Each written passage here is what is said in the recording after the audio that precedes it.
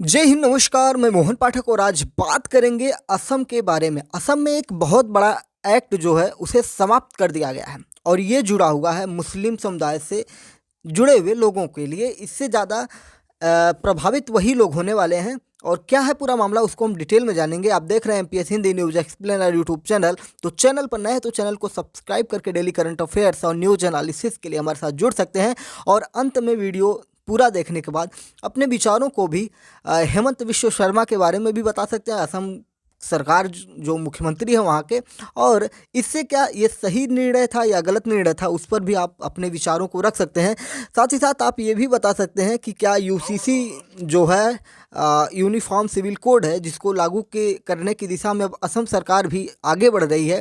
पिछले दिनों आपने देखा है कि उत्तराखंड में लागू हो चुका है, तो क्या अब असम सरकार जो ये लागू करनी चाहती है तो ये सही है या गलत है। वैसे मेरी अगर ओपिनियन जानेंगे तो यूसीसी पूरे देश में लागू होना चाहिए, क्योंकि भारत में हर व्यक्ति को संवैधानिक रूप से, अगर भारत संवैधानिक प्रक्रिया से चलता है तो हर व्यक्ति को एक तरह के समान कानून होने चाहिए, सबको, सभी महिलाओं को समान कानून होने चाहिए। खैर, ये मेरे विचार थे, आप अपने विचारों को बता सकते हैं। क्या हुआ है असम में, क्या हुआ है उसको हम आपको डिटेल में बताने की कोशिश करते हैं। असम सरकार ने राज्य में मुस्लिम मैरिज एंड डिवोर्स एक्ट 1935 को समाप्त कर दिया है। यह निर्णय मुख्यमंत्री हेमंत बिस्व शर्मा की अध्यक्षता में राज्य कैबिनेट की बैठक में लिया गया है।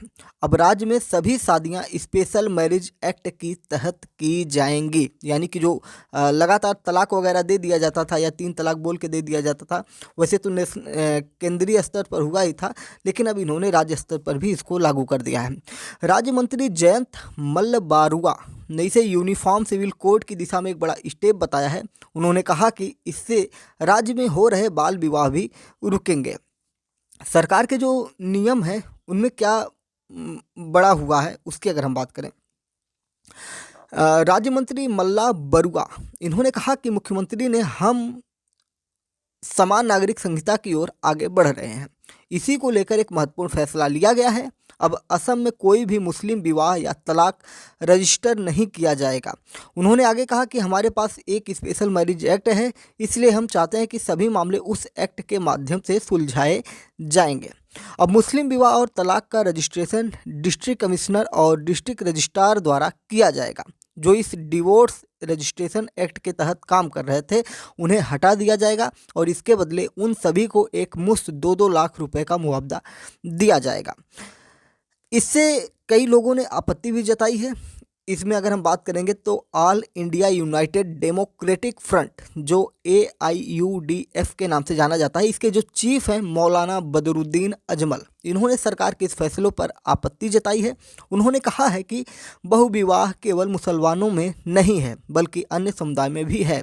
केवल मुसलमानों को टारगेट करना सही नहीं है। बहुविवाह का मतलब जिनको नहीं पता हम बता दें कि एक व्यक्ति द्वारा कई महिलाओं से शादी करना। तो ऐसा हर धर्म में आप देख सकते हैं, हिंदू धर्म में भी बहुत सारे ऐसे लोग हैं जो एक विवाह के बाद कई और विवाह कर लेते हैं या दूसरी पत्नी भी रख लेते हैं। लेकिन आपको बता दें कि जो हिंदू मैरिज एक्ट है उसमें एक कानून ऐसा है कि जब तक आप अपनी पहली महिला को पूर्ण रूप से तलाक नहीं दे देते हैं, जब तक आपका विवाह विच्छेद नहीं हो जाता है, तब तक आप दूसरी महिला से शादी नहीं कर सकते। अगर आपने शादी की है तो उस महिला को सरकार द्वारा मान्यता प्राप्त नहीं होगा, ना ही उसको या उसके आने वाले बच्चे को कोई अधिकार प्राप्त होगा। ऐसे कई जगह प्रावधान आपको देखने को मिलते हैं।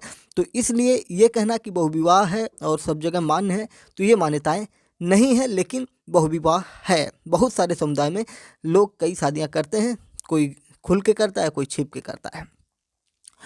और इनका ये कहना है कि सिर्फ मुसलमानों को टारगेट ना किया जाए, तो ये बात भी सही है। 2026 तक बाल विवाह पर नए कानून लाने के भी विचार में असम सरकार है। फरवरी 2023 में मुख्यमंत्री शर्मा ने कहा था कि हमारा रुख स्पष्ट है, असम में बाल विवाह रुकने चाहिए। बाल विवाह क्या होता है? ऐसे विवाह जो 18 साल, जो हमारे मानक हैं भारतीय संवैधानिक प्रक्रियाओं में, कि स्त्री की या लड़की का जो उम्र होगी 18 वर्ष और पुरुष का उम्र 21 वर्ष होगा, उससे अगर नीचे कोई विवाह करता तो बाल विवाह के अंतर्गत आ जाता है। तो बाल विवाह के खिलाफ नया कानून लाने के बारे में हेमंत बिस्व शर्मा बात करते रहते हैं। 2026 तक हम बाल विवाह के खिलाफ नए कानून लाने पर विचार कर रहे हैं, जहां जेल की सज़ा 2 साल से बढ़ाकर 10 साल करने के प्रावधान है। हालांकि वहाँ पे पहले से ही वहाँ पे चीज़ें लगी हैं। हमने पहले ही बताया कि उत्तराखंड विधानसभा में यूनिफॉर्म सिविल कोड यानी कि यूसीसी पास हो चुका है और इसी के साथ यूसीसी बिल पास करने वाला उत्तराखंड आज़ाद भारत का पहला राज्य भी बन चुका है। और उत्तराखंड के सीएम जो है, मुख्यमंत्री हैं, पुष्कर धामी हैं। इन्होंने 6 फरवरी को विधानसभा में यह बिल पेश किया था और बिल पास होने के बाद इसे राज्यपाल के पास भेजा गया था और राज्यपाल की मुहर लगते ही यह कानून बिल बनकर सामने आ जाएगा और सभी को उत्तराखंड राज्य में ये जो है क्या कहते हैं, समान अधिकार प्राप्त हो जाएंगे। तो आपको हम यूनिफॉर्म सिविल कोड है क्या ये भी बता देते हैं। इससे क्या क्या लोगों में समानताएं होंगी, जैसे चाहे वो किसी भी धर्म, जाति, संप्रदाय का व्यक्ति हो, सबको समान अधिकार मिलेंगे। यूनिफॉर्म सिविल कोड को मेरे द्वारा सपोर्ट करने का मतलब है कि उसमें कुछ ना कुछ सही चीज़ें होंगी। तो जब आप इसके बारे में पढ़ेंगे तब आपको पता चलेगा। पहले समझिए, इसमें एक क्रिमिनल कानून होता है। इसमें ये होता है कि आमतौर पर किसी भी देश में 2 तरह के कानून होते हैं, क्रिमिनल कानून और सिविल कानून। क्रिमिनल कानून में चोरी, लूट, मारपीट, हत्या जैसे आपराधिक मामलों की सुनवाई की जाती है। इसमें सभी धर्मों या समुदायों के लिए एक ही तरह की कोर्ट प्रोसेस और सजा का प्रावधान होता है, यानी कि सभी को एक बराबर अधिकार होते हैं, चाहे किसी भी जाति धर्म का हो। सिविल कानून क्या होता है? शादी, ब्याह और संपत्ति से जुड़ा हुआ मामला होता है। कानून के अंदर ये आते हैं, जो शादी है, ब्याह है, संपत्ति, धन संपदा से जुड़े हुए मामले होते हैं। भारत में अलग अलग धर्मों में शादी, परिवार और संपत्ति से जुड़े मामलों में रीति रिवाज, संस्कृति और परंपराओं का खास महत्व है और यही वजह है कि इस तरह के कानूनों को पर्सनल लॉ भी कहते हैं। और इसी पर्सनल लॉ को खत्म करके सबके लिए यूसीसी यानी कि यूनिफॉर्म सिविल कोड लागू करने की बात भारत सरकार भी करती है और राज्यों की भी सरकारें करती हैं, क्योंकि इसकी वजह से बहुत सारी विसंगतियां समाज में आती हैं। जैसे मुस्लिमों में शादी और संपत्ति का बंटवारा मुस्लिम पर्सनल लॉ के जरिए होता है, वहीं हिंदुओं की शादी हिंदू मैरिज एक्ट के जरिए होती है। इसी तरह ईसाई और सिखों के लिए भी अलग पर्सनल लॉ होता है।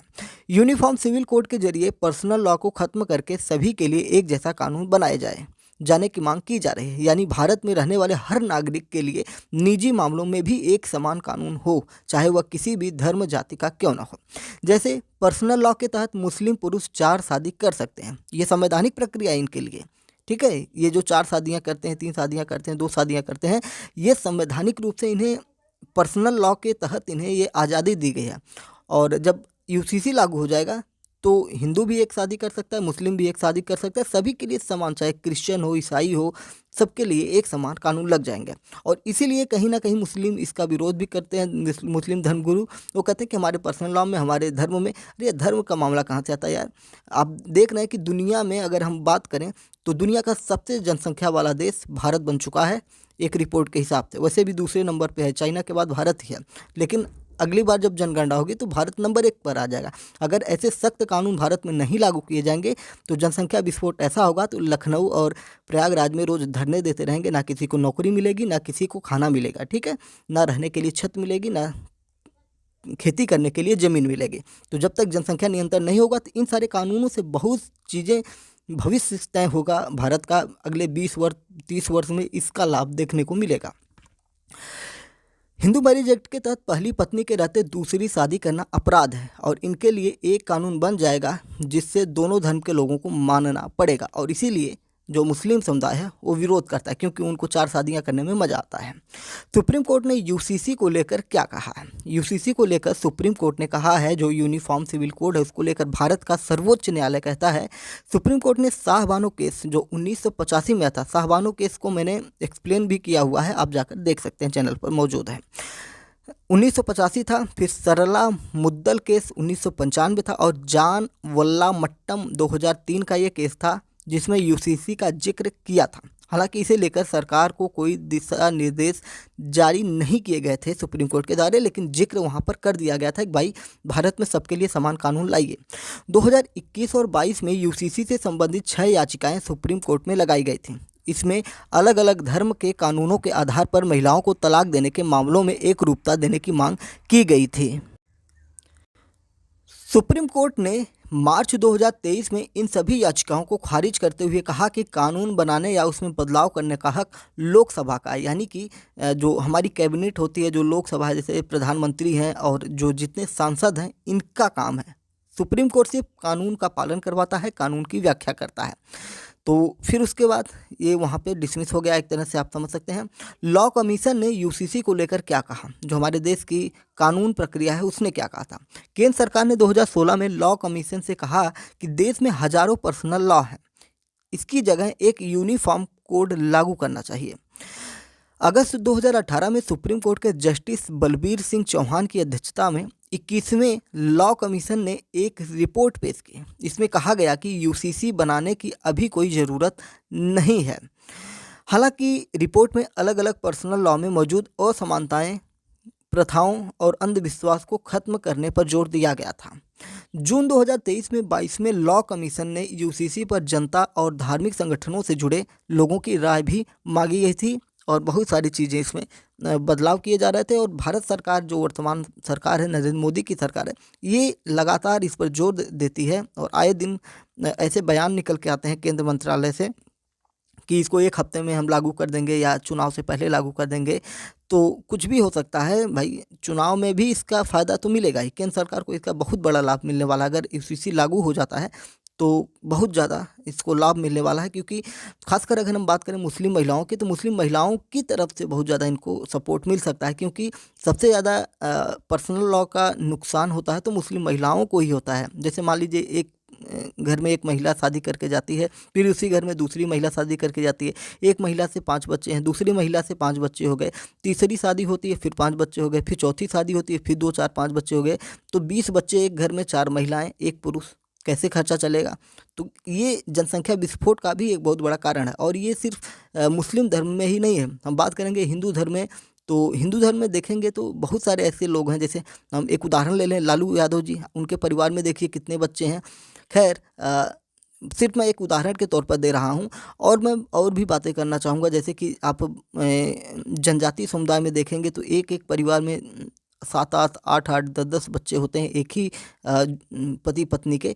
तो इन सारी चीज़ें की विसंगतियां हैं, इनको आपको समझना पड़ेगा। सिर्फ मुस्लिम समुदाय के लिए ही ये लागू हो रहा है। अगर मुस्लिम समुदाय ये समझता है कि सिर्फ उनके लिए ही ये किया जा रहा है तो उनकी गलतफहमी है। वो पहले भारत के भौगोलिक क्षेत्रों, भारत की जनजातीय क्षेत्र, भारत के अन्य धर्मों के भी लोगों के बारे में जानें। आप देखेंगे कि पंजाबियों के घर में भी बहुत सारे बच्चे होते हैं। तो इन सारी चीज़ों पर हर किसी पर इस पर लागू होगा, जिससे भारत में जनसंख्या नियंत्रण को समाप्त किया जाएगा।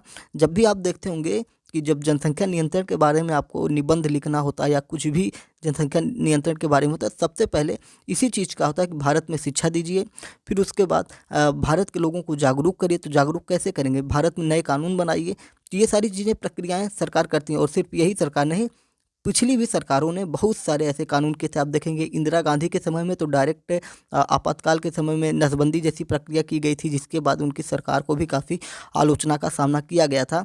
तो कांग्रेस से थी इंदिरा गांधी, और इस समय हेमंत बिस्व शर्मा की बात करें तो इनका पॉलिटिकल करियर अगर आप जानेंगे तो ये भी पहले कभी कांग्रेस के कट्टर नेता थे, दशकों तक कांग्रेस में रहे, बाद में कांग्रेस से अलग होकर बीजेपी में आते हैं और फिर कट्टर, एक तरह से कहें तो कट्टर हिंदूवादी नेता के रूप में इनकी छवि आप देख सकते हैं। खैर मुसलमानों का विरोध इस पर है और लगातार वो इस पर बयान भी जारी कर रहे थे, लेकिन जो भी डिटेल था उसको हम आपको बताए हैं।